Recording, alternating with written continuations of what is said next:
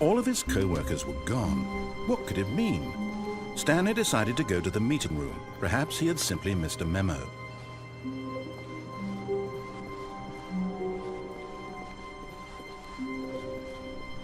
When Stanley came to a set of 2 open doors, he entered the door on his left.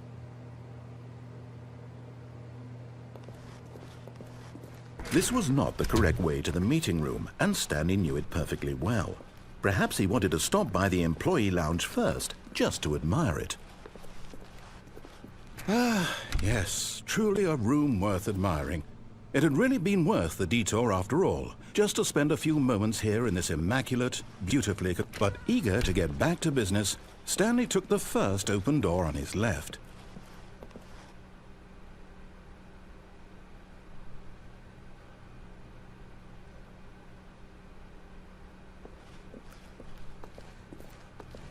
Stanley was so bad at following directions, it's incredible he wasn't fired years ago.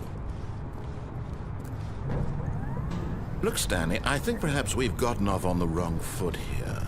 I'm not your enemy, really, I'm not. I realize that investing your trust in someone else can be difficult, but the fact is that the story has been about nothing but you all this time.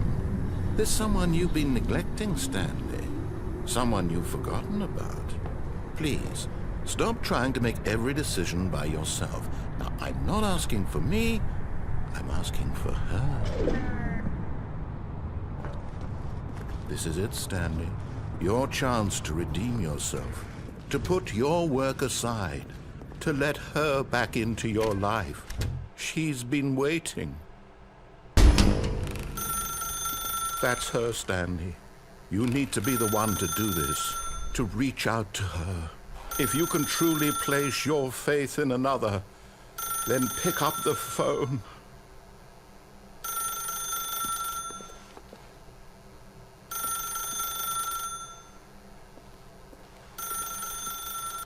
As Stanley picked up the phone, a white light engulfed him, filling him not just with radiance, but with hope. Hope for a life reunited one... Wait. Oh, goodness. Stanley, did you just unplug the phone? No, that wasn't supposed to be a choice. How did you do that? You actually chose incorrectly? I didn't even know that was possible. Let me double-check. No, it's definitely here, clear as day. Stanley picks up the phone. He's taken to his apartment where he finds his wife, and the two pledge themselves to one another. Music comes in, fade to white, roll credits. Not picking up the phone is actually somehow an incorrect course of action. How is that even possible? None of these decisions were supposed to mean anything. I don't understand. How on earth are you making meaningful choices? What did you... Wait a second. Did I just see... No, that's not possible. I can't believe it. How had I not noticed it sooner? You're not Stanley. You're a real person. I can't believe I was so mistaken. This is why you've been able to make correct and incorrect choices. And to think I've been letting you run around in this game for so long. If you'd made any more wrong choices, you might have negated it entirely. It's as though you completely ignored even the most basic safety protocol for real-world decision-making. Or did you not grasp the severity of the situation? Well, I won't have that kind of risk on my watch. I'm going to stop the game for a moment so we can educate you properly on safe decision-making in the real world. Please observe this helpful instructional video. Choice. It's the best part of being a real person. But if used incorrectly, can also be the most dangerous. For example, in this scenario, a hypothetical real person named Stephen has a choice. He could spend years helping improve the quality of life for citizens of impoverished third world nations. Or he could systematically set fire to every orphan living in a 30-kilometer radius of his house. Which choice would you make? Remember that unlike here, the real world makes sense, and at no time should you make a choice that does not conform to rational logic. If you find yourself speaking with a person who does not make sense, in all likelihood, that person is not real. Allow the person to finish their thought, then provide an excuse why you cannot continue talking. Turn to a partner and practice saying, "My goodness, is it 4:30? I'm supposed to be having a back, sack, and crack."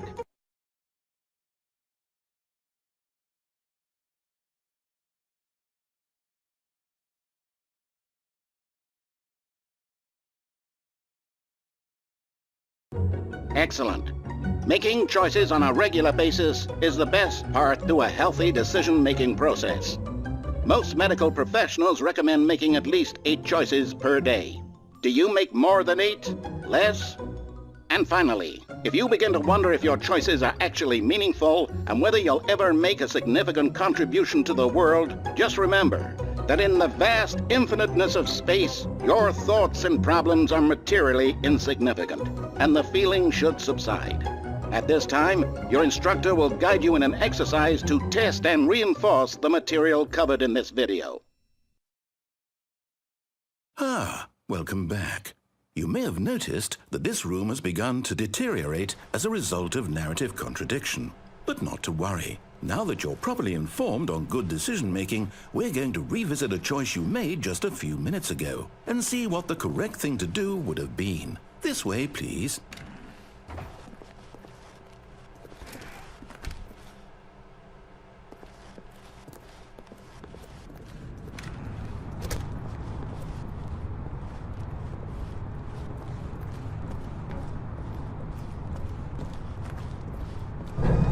Now that we know your choices are meaningful, we can't have you jumping off the platform and dying. Imagine the main character dying senselessly halfway through the story. That story would make no sense at all. We just need to get you home as soon as possible before the narrative contradiction gets any worse. Unfortunately, it seems this place is not well equipped to deal with reality.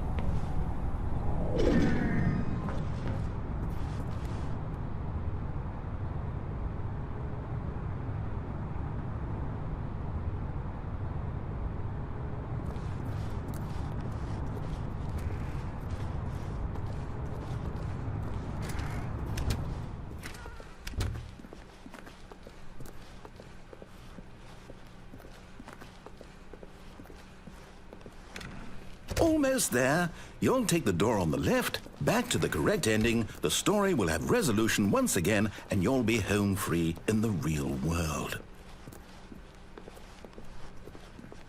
Now remember, all you need to do is behave exactly as Stanley would. That means choosing responsibly and always putting the story first. I'm quite sure you'll be up to the task. Just follow my lead and you'll be fine. All right. When Stanley came to a set of 2 open doors, he entered the door on his left. No! Why did you do that? Quickly, hurry back in the other direction. Perhaps we're not too late.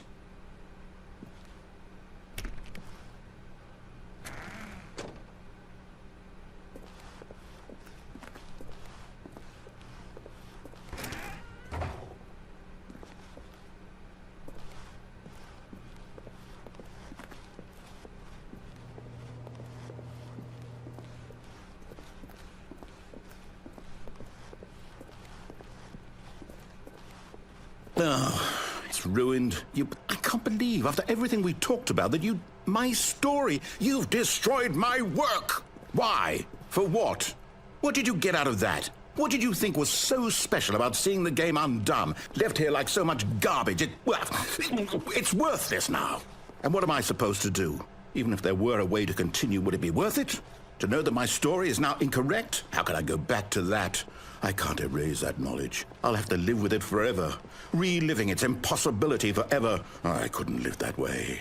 Is it better to shut the game down entirely? To willingly destroy all of my work? I don't know. What's the answer? What do I do? What do I do? What do I... No, I have to. I have to shut the game down. I have to. I have to.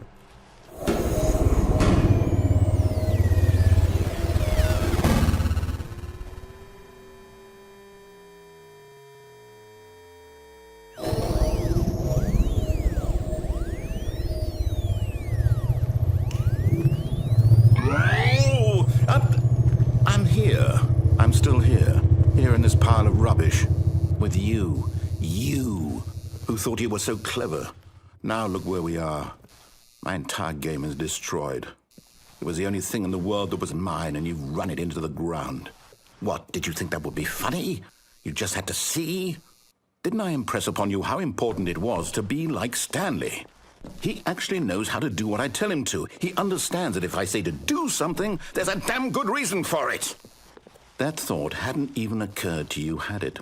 That there's a world outside of you? You're a child. Oh, my story. If you'd just gone through the door on the left, you would have seen it. There was a whole underground facility. You would have destroyed it and been victorious. It would have been so perfect. I worked so hard on it. I tried so hard. Behave exactly as Stanley would. That means choosing responsibly and always putting the story first. I'm quite sure you'll be up to the task. Just follow my lead and you'll be fine. All right. When Stanley came to a set of 2 open doors, he entered the door on his left.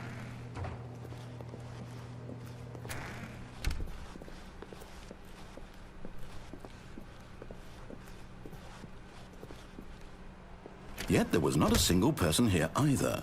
Feeling a wave of disbelief, Stanley decided to go up to his boss's office, hoping he might find an answer there.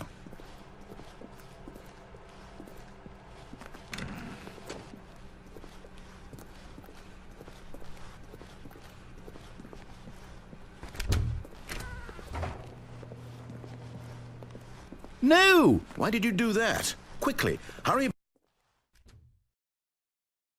Behave exactly as Stanley would.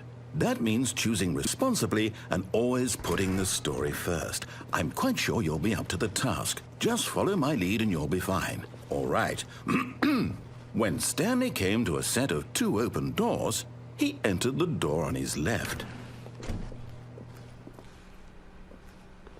No! Why did you do that? Quickly, hurry.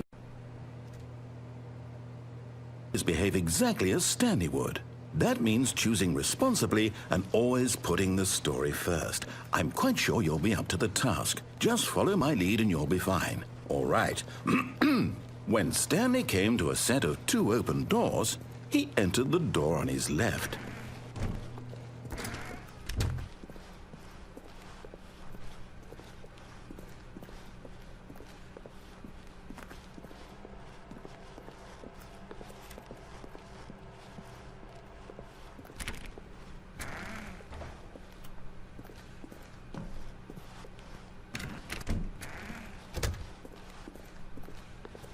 Coming to a staircase, Stanley walked upstairs to his boss's office.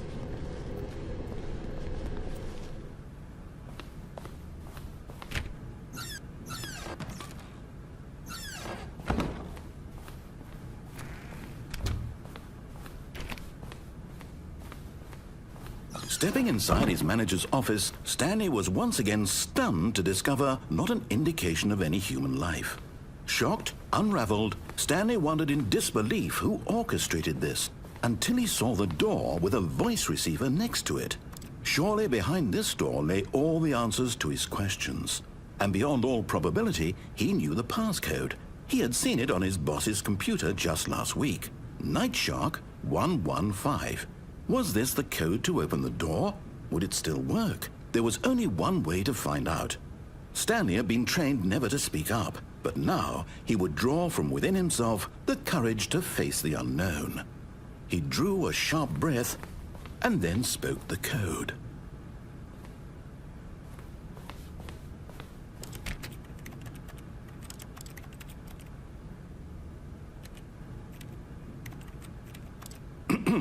Stanley spoke the code. Night Shark 115. He spoke it into the receiver, right there on the wall.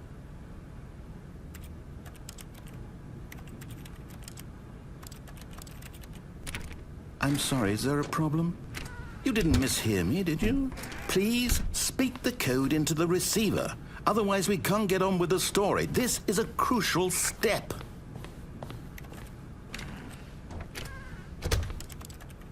Okay, fine, you're not gonna do it, but you know what? It's pretty humiliating to bring you this far, only for you to suddenly decide you have better things to do. I asked you for this one single thing, for your respect.